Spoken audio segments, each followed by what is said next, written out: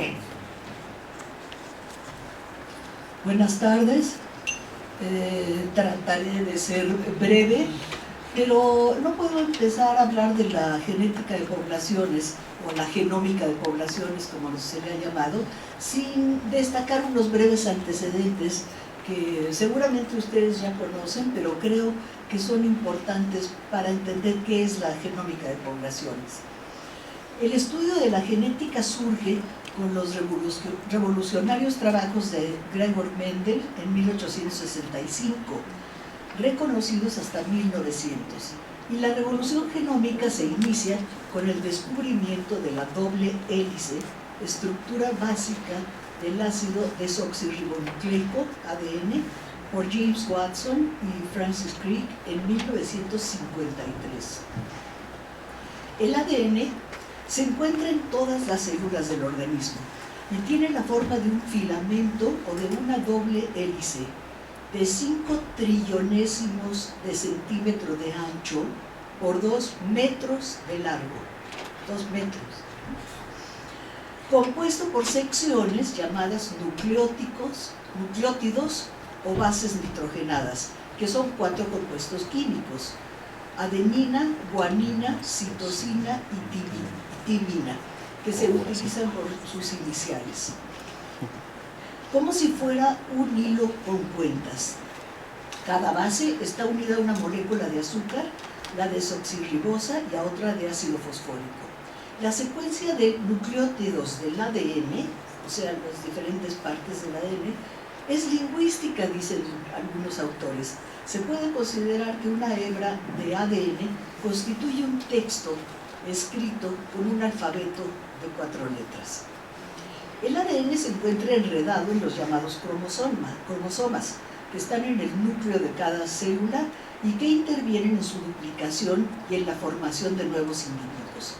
En el ser humano, las células contienen 23 pares de cromosomas de distintos tamaños.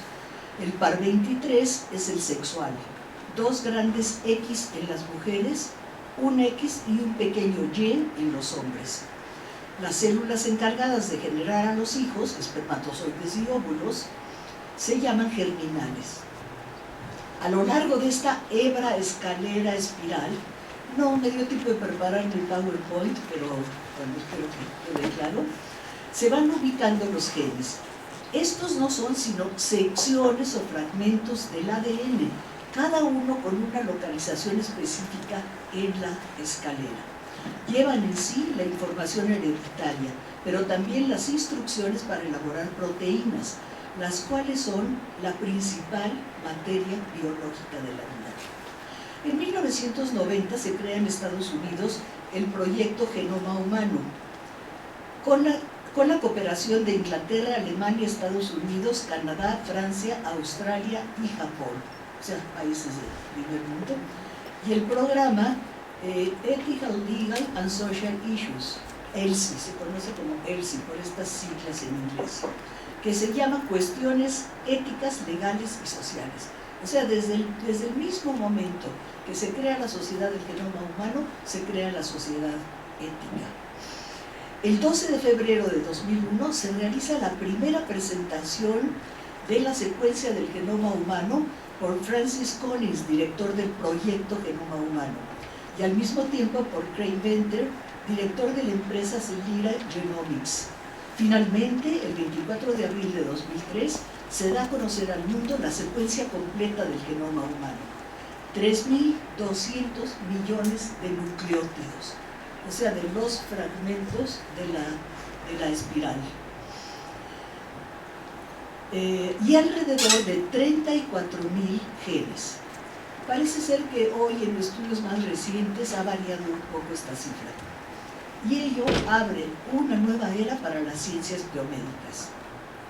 A partir de entonces se fueron incrementando las nuevas tecnologías, como la biotecnología o ingeniería genética, iniciada en 1972, que mencionaba hace un momento nuestro compañero, que además de constituir un fascinante mundo de la inteligencia humana, ha generado un sinnúmero de problemas éticos y sociales. A mí fundamentalmente lo que me interesa es los problemas éticos y sociales que han generado todos estos maravillosos conocimientos. Ahora, dentro de todo esto, la genómica de poblaciones. Todas las áreas del conocimiento han sido favorecidas por los asombrosos avances científicos de la ciencia genómica, entre ellas la historia y la antropología, ya que gracias a la genómica es posible acceder al pasado más remoto del hombre. En este sentido, nuestros genes reflejan nuestra historia. Dice Matt Ridley, que es uno de los famosos: el genoma contiene mensajes secretos del pasado remoto y del reciente, de cuando éramos criaturas unicelulares, de cuando adquirimos costumbres culturales, tales como la industria de productos lácteos.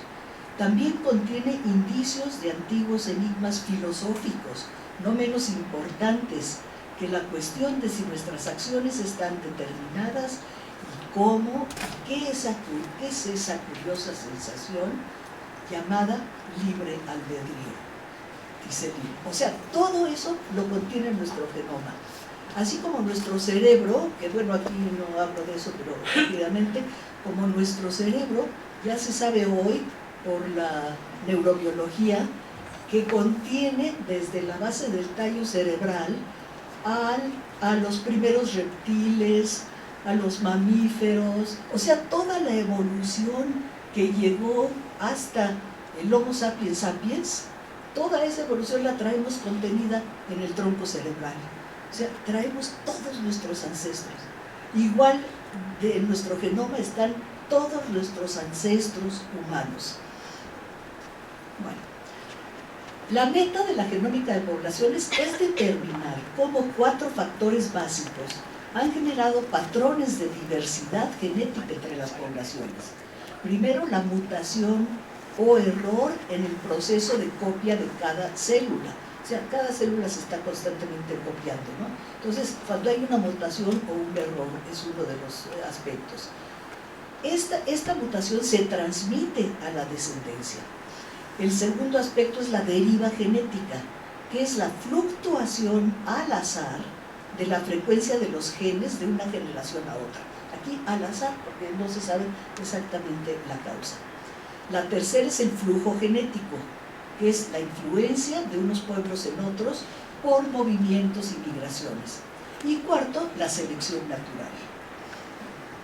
Esta rama de la ciencia genómica se ha basado fundamentalmente en el estudio del ADN mitocondrial, es decir, el que se encuentra en las mitocondrias, organelos parecidos a bacterias que radican en el citoplasma de cada célula, no en el núcleo, sino en el citoplasma, y que contiene uno o varios pares de un pequeño filamento de ADN o cromosoma circular. Las mitocondrias no pueden crecer y duplicarse. Hace más de 1000 millones de años eran efectivamente bacterias con vida libre. Luego se adaptaron a la vida en el interior de las células en una simbiosis. Es decir, una célula no puede prescindir de sus mitocondrias, pues ellas utilizan el oxígeno aportado por la respiración para producir energía. Y las mitocondrias no pueden prescindir de la célula. El pequeño cromosoma circular que se encuentra en la mitocondria está formado de 15.600 nucleótidos, que son los fragmentos de la espiral del ADN, por lo que es más corto que cualquiera de los cromosomas nucleares, o sea, los que están ya en el núcleo de cada célula, que tiene 3.200 millones de nucleótidos. Fíjense la gran diferencia. Entonces estos científicos encontraron que es mucho más fácil estudiar la genética de las poblaciones en las mitocondrias. Solo la madre transmite las mitocondrias a los hijos. Esto para el género está... Sí.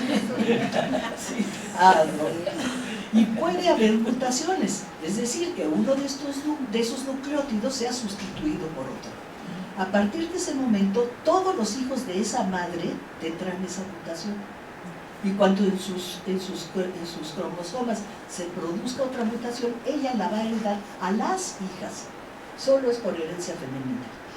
Al estudiar las semejanzas y diferencias del ADN mitocondrial, se han realizado varios árboles genealógicos, como el de Alan Wilson y el de Luca Cavalli-Sforza, con base en el criterio de que dos individuos que difieran en un solo nucleótido tienen ascendientes comunes más próximos en el tiempo que los que difieren en dos o más nucleótidos.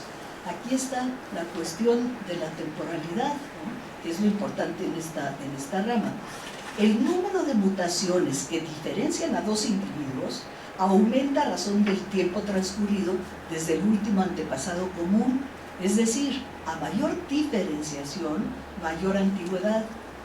La bifurcación más antigua, que corresponde al antepasado común a todos, es la que separa africanos de africanos, lo que corrobora el origen africano del hombre actual. Y las bifurcaciones que separan a gente de otros continentes entre sí son más tardías. O sea que por ahí se ha corroborado que todos venimos de África. También se han realizado análisis del cromosoma nuclear, o sea, en el núcleo de la célula, el Y masculino, en el cual se han producido mutaciones y se encuentran diferencias entre individuos, como ocurre con el ADN mitocondrial, por lo que es posible reconstruir el árbol genealógico de dicho cromosoma y fechar al portador de la primera mutación que todavía sobrevive. El origen parece estar también en África, por lo que además de la Eva africana, se ha hablado del Adán africano. O sea, siempre la influencia bíblica, ¿no? Así, la conclusión de todos estos estudios es que el hombre moderno proviene de África, lo que concuerda, y aquí es lo más interesante para nosotros de otras ciencias, que yo no soy genetista, no es mi rama, la genómica, han sido corroborados por los hallazgos arqueológicos de restos humanos en ese continente, en África. El Homo habilis de 2,5 millones de años, el Erectus de 1 millón, el Sapiens arcaico de 300.000 años y el Sapiens sapiens de 100.000 años. Hay otros métodos de análisis, pero todos llevan a la misma conclusión. El primero en emprender una migración fue el Erectus, pero el Sapiens sapiens, del que proviene el hombre actual, surgió también en África y desde ahí se expandió a toda la Tierra. La historia de esa migración que es verdaderamente extraordinaria. ¿Cómo salieron de África? Se fueron a Asia, luego algunos llegaron a Australia, cómo se repartieron por todo el mundo, es algo extraordinario.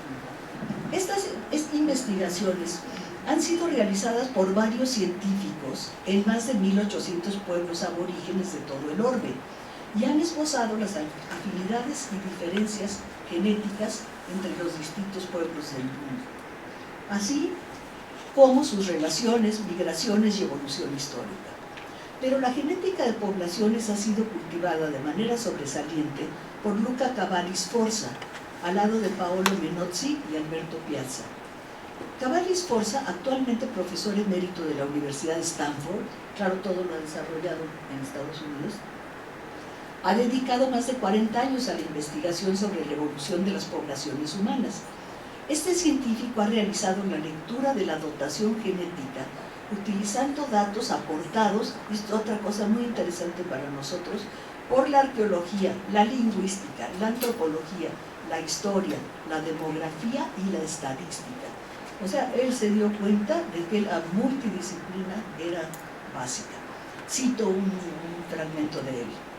Las ciencias históricas, dice, tienen un mayor grado de incertidumbre que otras disciplinas, y la única forma de superarla es observar los mismos fenómenos desde todos los puntos de vista posibles.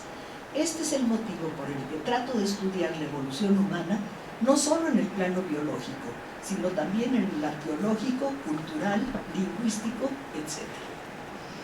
Con este importante enfoque multidisciplinario, esencial en mi opinión, además de reconstruir la evolución de diversas comunidades, Cavalli-Sforza ha contribuido a la invalidación de las antiguas concepciones racistas que se basaban en las características externas de los seres humanos, como el color de la piel y de los ojos, la textura del pelo, la estatura y los rasgos faciales. Los genes responsables de las diferencias visibles, afirma Cavalli, son los que han cambiado en respuesta al clima. El genoma humano revela entonces la igualdad entre los hombres, pues solo un 0.1% de los pares de nucleóticos en el ADN humano varía entre los individuos, según la lectura completa del genoma. A pesar de que este 0.1% podría parecer una fracción mínima, la variación en estas 3 a 10 millones de bases o nucleótidos constituye el fundamento de nuestra identidad genética individual. El descubrimiento de que el 99.9% del genoma humano es el mismo para todos los individuos reveló la igualdad esencial entre los seres humanos y permitió superar, como dice Cavalli, el abyecto racismo que ha dañado tanto la convivencia entre los hombres y ha ocasionado un sinnúmero de injusticias a lo largo de la historia.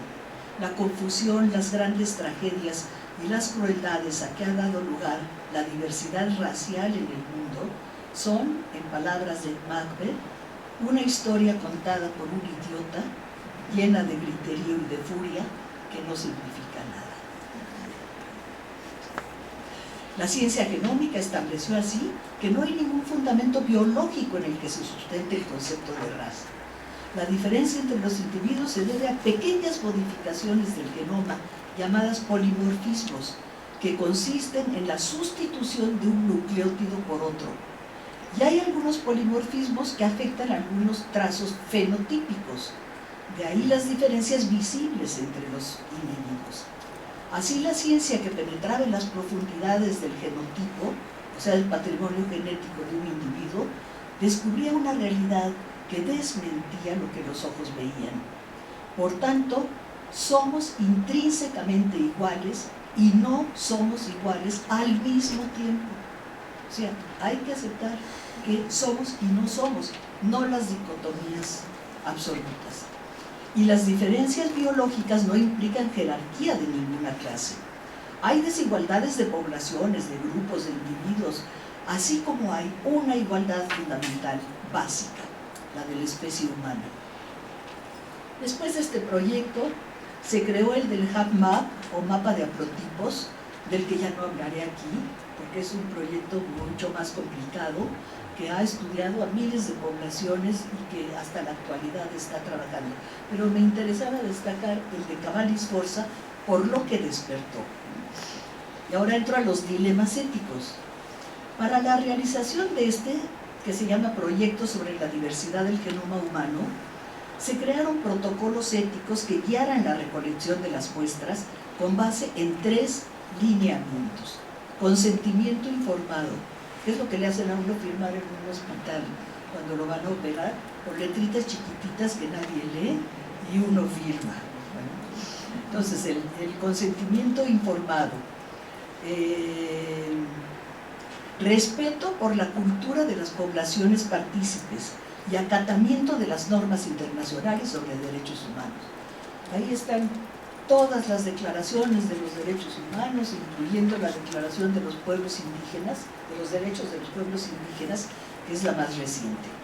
Sobre el consentimiento informado, se asienta en este protocolo ético que se necesita la previa explicación del proceso de muestreo y la naturaleza del proyecto, así como los riesgos y beneficios, con un conocimiento de las creencias de la población. O sea, llegan los genetistas a sacarle sangre a los mayas, a los lacandones, por ejemplo. Dice el consentimiento. Hay que explicarles los riesgos y beneficios y que den su consentimiento, etc. Se destaca que este tipo de información solo podrá ser bien entendido por una población que tenga algo de comprensión sobre genética, dice el protocolo. Lo cual es una gran falacia, pues la mayor parte de la gente no sabe nada de genética, mucho menos las poblaciones indígenas. Y la mayor parte de los investigadores de esta ciencia, que pertenecen a los países desarrollados, no saben nada de las etnias estudiadas. Por este y muchos otros problemas éticos y políticos, El proyecto sobre la diversidad del genoma humano tuvo un gran fracaso con las comunidades indígenas de toda América, cuyas asociaciones se unieron en múltiples protestas internacionales. Todas las asociaciones indígenas se unieron desde las de Alaska hasta las de la Patagonia. Hay algunos investigadores que dicen, ay no, pero si solo hay indígenas en México y en Perú. No, señores, hay indígenas en toda América, ¿no? Y además otro problema que no toco aquí, pero es un problema muy serio, es el de las patentes de las muestras. Quien inscriba su patente, ¿sí?, es dueño de esa patente. Ese es un problema muy serio. Voy a las agrupaciones indígenas. Las que se opusieron al proyecto de Cavallis Forza afirman que el orden natural se violenta con la investigación científica, que se atenta contra las creencias. Por ejemplo, un ejemplo que yo pongo, colectar cabellos tiene como finalidad hacer brujería para las poblaciones indígenas. Entonces, si les dicen, no, pero es para saber cuál es tu genoma, el indígena va a decir, ¿qué es eso, no? O sea, o bien extraerles sangre, ir a sacarles muestras de sangre, para ellos es robarles el alma, lo que acarrearía su muerte, porque creen que en la sangre se ubica el alma. Asimismo, tienen peculiares ideas sobre el embrión y sobre el inicio de la vida, etcétera, etcétera. La fuerza de estas creencias tradicionales no se vence con los requerimientos actuales del consentimiento informado, ni con los requerimientos del HACMAP, que son mucho más recientes, no han dado solución. Por estas reacciones se puede advertir, desde perspectivas histórico-sociales, que el problema ético de manipular la vida y comercializar con ella adquiere características extremas en la genómica de poblaciones, en particular en las poblaciones indígenas, pues ellas tienen una concepción del mundo y de la vida muy distinta de la occidental. Las ciencias genómicas, al lado de sus grandes logros, pueden ser vistas también como una nueva amenaza para las poblaciones indígenas que tienen una identidad grupal y que, como es por todos conocido, han sido marginadas durante siglos a partir de las diversas conquistas de sus territorios originarios. En vez de que la lectura de su genoma les abra nuevas perspectivas, al invalidarse la idea de su inferioridad por las diferencias raciales, puede abrirse la amenaza de que se convierta en un pretexto más para la discriminación, basada en sus peculiaridades genéticas, en sus diferencias étnicas y culturales, y acarree nuevas formas de manipulación y explotación. Se perfila como una posible nueva forma de colonización. Pero además, los indígenas tienen una historia propia, la de sus antepasados, que se ha ido transmitiendo de generación en generación y que arranca en los orígenes míticos del mundo y del hombre. Tal vez habían oído hablar de otras ideas sobre el origen, pero como algo ajeno en lo que ellos no creen. Sin embargo, ahora, como una tremenda irrupción en lo más profundo de su ser mismo, llegan hombres ajenos a tomarles muestras de su sangre y a revelarles otra historia sobre el origen que ellos no entienden ni aceptan, pero que les perturba profundamente, porque se les dice que está escrita en su propia sangre. No se trata de una historia externa que se contrapone a la interna, sino de otra historia interna que se contrapone totalmente a su tradición, a su núcleo cultural. ¿Cómo establecer el puente intercultural que supere ese inmenso abismo? Se puede argumentar que siempre la investigación científica ha contrariado las creencias religiosas, pues corresponden a dos formas de entender la realidad, desde dos perspectivas distintas. Y es obvio que tanto los indígenas tienen derecho a mantener y proteger su cultura, como los científicos a desarrollar sus investigaciones, siempre y cuando no violen los códigos de ética y no atenten contra la dignidad ni perjudiquen a las comunidades indígenas. Pero ¿cómo integrar a miles de comunidades del mundo entero en proyectos que la mayoría no entiende ni acepta? Por otra parte, por encima de los múltiples dilemas éticos que ha traído consigo el ejercicio práctico de la genética de poblaciones, es innegable que la investigación científica debe continuar.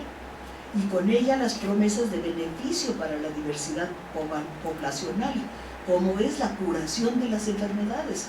Es una de las metas principales de esos estudios.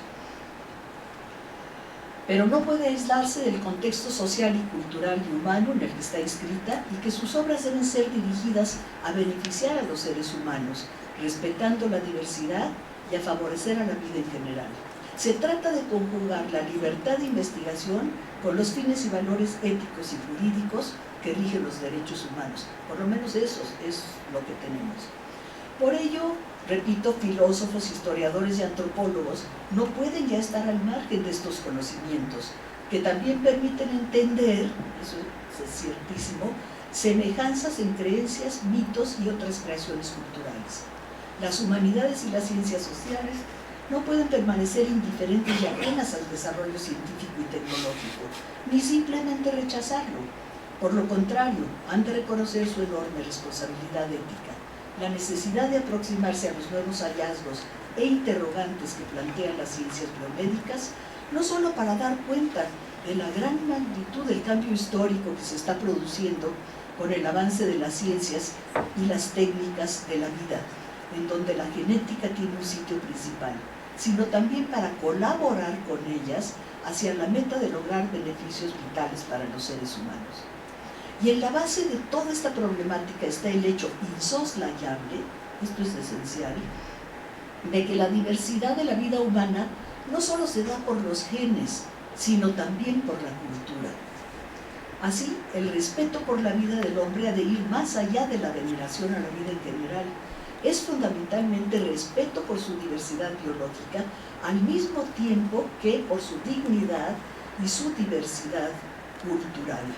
Dicho de otro modo, el saber y la valoración de la vida en el ámbito humano ha de incluir necesariamente la unidad genética de todos los seres humanos, que la ciencia genómica ha descubierto, pero simultáneamente ha de basarse en la innegable diversidad, no solo genética, sino también cultural, y la interacción entre ambas, en la que el hombre ha trascendido su condicionamiento biológico para ingresar en el infinito mundo de la libertad y del sentido.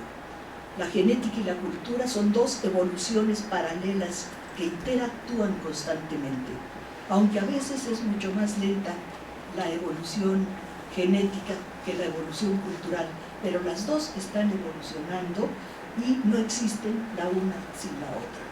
Las dos están constantemente interactuando. Muchas gracias.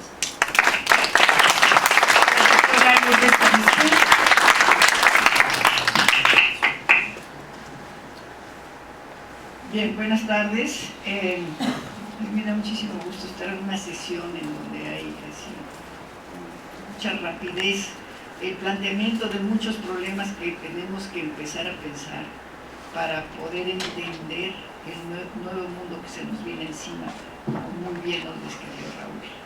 Rolando nos demostró cómo en el desarrollo ahora se necesita pensar de manera alternativa. Están regresando viejos conceptos, esto es muy interesante también lo que nos dijo Andrés Barrera.